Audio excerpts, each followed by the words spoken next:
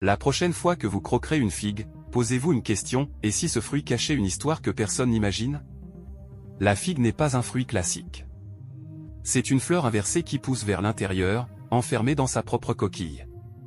Ni le vent ni les abeilles ne peuvent la polliniser. Toute sa survie dépend d'un seul être, une minuscule guêpe spécialisée. Sans elle, pas de figue.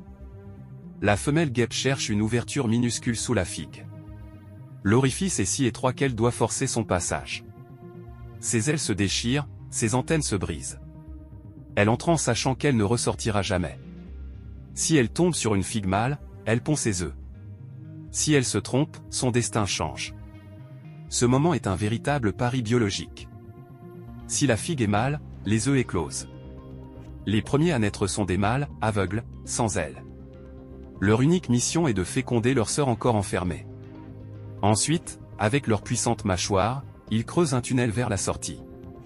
Une fois le passage ouvert, ils meurent sur place. Nés et morts dans la même prison végétale, pour sauver la génération suivante.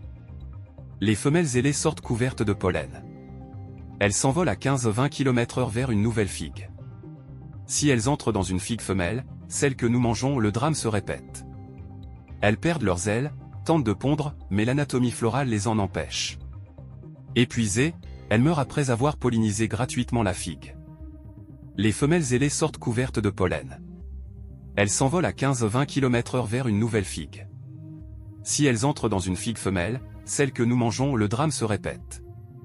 Elles perdent leurs ailes, tentent de pondre, mais l'anatomie florale les en empêche.